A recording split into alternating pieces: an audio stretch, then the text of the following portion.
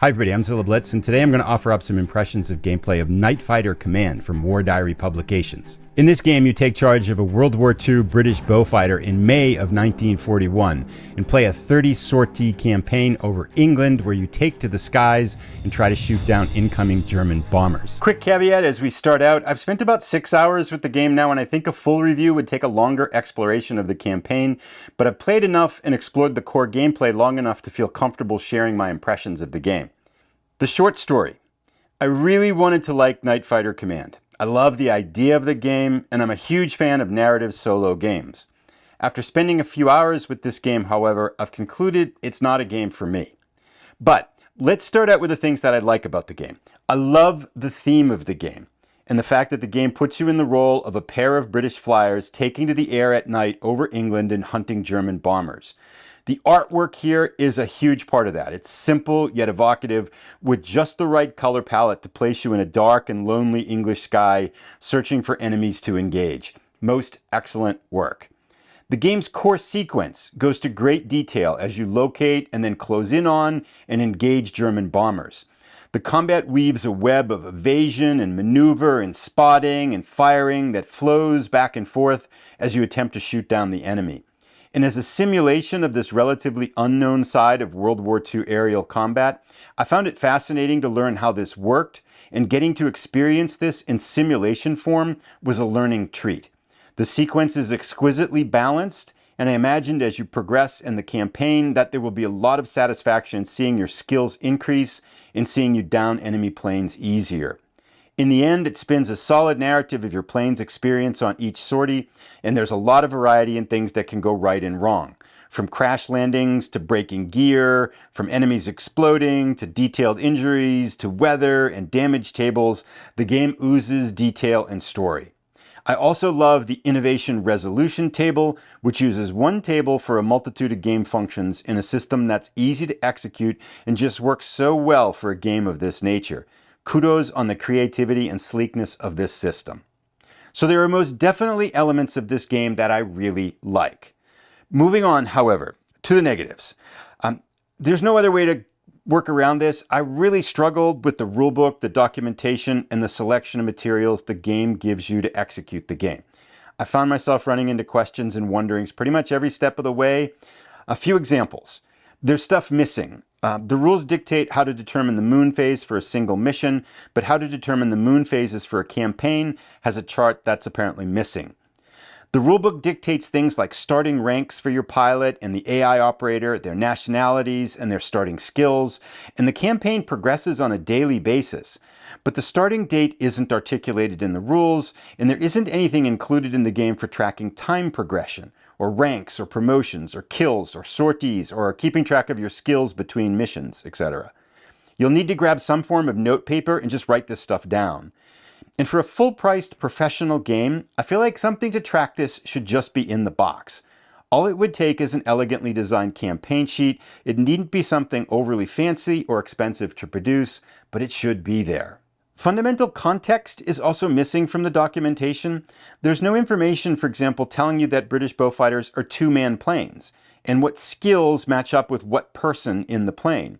The rules tell you for sure that there's a pilot and AI operator, but I was left wondering, are there gunners? How big is the crew? Compounding this, the game mat and counter set, which are artistically sound, are some places lacking in functionality. In the old print and play version, for example, the mat had the skills broken up like this, so that it was clear what skills go with what person. But the new version has them all at the bottom in a single line here, moved away from the artwork for the flyers, and then the rulebook doesn't tell you who does what, or that there are even only two people in the Beaufighter. Now, Beaufighter experts are surely saying, well, that's obvious, but for me, as a novice, I ended up Googling details about the Beaufighter to figure this out. And additionally, the rules are missing to tell you how to set the starting skills for the AI operator. Likewise, armament information is missing.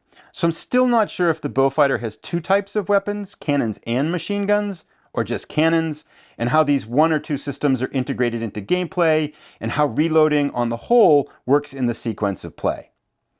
In numerous places as well, details are overlooked. The components list, for example, mentions 3 white dice, 1 black die, and 1 20-sided die, but my game came with 4 white dice and 1 20-sided die. The back of the box mentions that you can earn equipment upgrades as you progress through your campaign, but they actually aren't in the game. There are counters for light wounds and serious wounds, but there aren't any counters to track killed in action, which can happen to enemy bomber crew members. And there are typos and rule duplications in several places as well.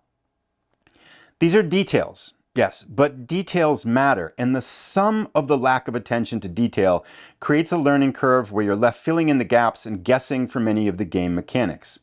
As Donald Rumsfeld so famously articulated, I know I have known unknowns, but I'm also pretty confident I have a fair number of unknown unknowns. Things that I don't even know I'm getting wrong with the game because I filled the gap in the rules with my best guess as to what to do, but I'm possibly making a fundamental mistake in gameplay. The sum of it all feels like a step in the design process has just been omitted. It's a shame too, because these omissions and errors could have been cleaned up with blind playtesting and an editor looking over things before publication.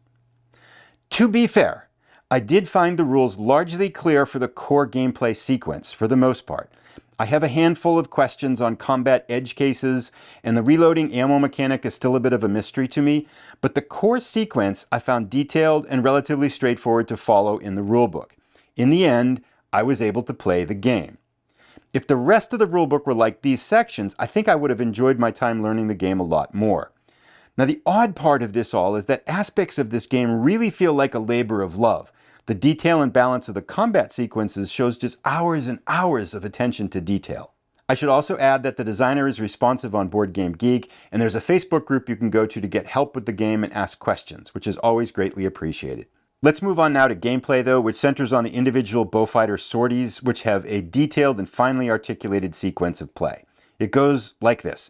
The Beaufighter takes off and enters a zone, where the ground control interceptor gives you an altitude and bearing on an enemy bomber. You then use a sequence of die rolls to get close enough to the enemy bomber in a targeting circle, essentially close enough that your AI operator in your plane can start to get you to firing range on the enemy bomber. Once you get on the targeting circle, you go through another sequence of die rolls where you try to get behind the enemy bomber or at least get to close range. This can be a rather long sequence where you get closer, then drift away, sometimes drifting so far away that you lose contact with the bomber and then move on to a new zone to try to re-find it. Once you finally get close to the range on the bomber, you can attempt to spot the bomber visually, and this begins a sequence of spotting, firing, spotting by the enemy, shooting by the enemy bomber, and evasion by the enemy bomber. The sequence goes back and forth with trips back to the targeting circle to close range, and then respotting, etc. The level of detail and the dance of the planes here is remarkable. Eventually, one of the 2 planes gets shot down, or contact is lost, or ammo runs out, or something else happens to end the engagement. Now, in a sense, this is a fascinating process to follow, but as a gameplay mechanic, I struggled with it for 2 reasons. First, there are so many dice rolls. I'd estimate that dogfights I've done so far have had 50 or more rolls, each with a sequence of die roll modifiers to check before rolling. It's been taking me 20, sometimes 30 minutes to do one encounter with an enemy plane. And while it's fascinating from a historical perspective, the actual execution started to wear on me pretty quickly. Largely because in many ways it eternally felt like 2 steps forward and 3 steps backwards, and a repetitive cycling through of the same handful of steps.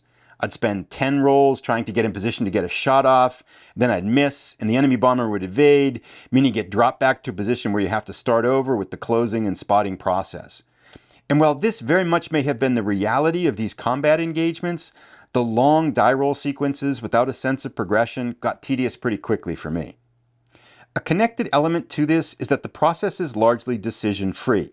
You've got some decisions as to whether to take a side or front shot from close range or try to work around to the back of the plane, and how long of an ammo burst to fire, but for the vast majority of the time you're watching this process unfold, you've got little to do except roll the dice. Now, I'm a huge fan of narrative games, and I'm okay with decision-light games, but to me it felt like the dice rolling to narrative ratio was way off. There's so much rolling and you're cycling through the same subset of actions that in and of themselves really aren't all that intriguing. The bang for the buck for me just wasn't there. To be fair, I enjoyed the sequence a couple of times, but by the 3rd and 4th time I encountered a new enemy plane, I was like, yeah, I'm good with this. Some final thoughts. Now, this game clearly has a following on Facebook with over 150 members in the group, and Boardgame Geek has players who've rated the game highly. So the question is, what type of gamer will this game appeal to? I think first up, you want to be a person who's okay with either spending a good bit of time tracking down rule clarifications or is fine kind of filling in the rules blanks and taking your best guess as to how the game is played. So if detailed, accurate rules aren't super important, you'll probably be fine with this game. Likewise, if you're an ardent fan of aviation history, I think the topic and the theme will probably grab you more than it did me, and I think you might find the gameplay really, really interesting. Likewise, I think some people will really enjoy the detailed procedural combat sequences and will revel in a long, intricate back and forth process that ends with final victory. Getting that first kill in the game could take quite a while, and if you're a patient gamer who enjoys action sequences that articulate every step in the action, this game could be a lot of fun. This is very much a patient gamer's game.